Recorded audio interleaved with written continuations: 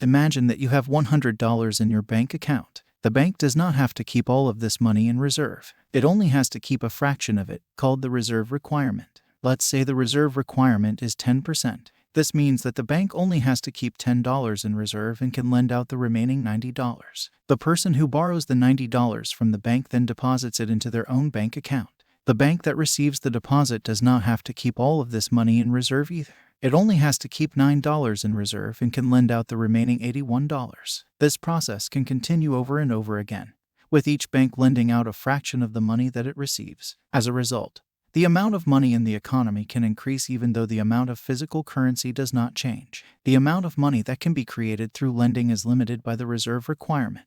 The lower the reserve requirement, the more money banks can create. This is why central banks sometimes lower the reserve requirement in order to stimulate the economy.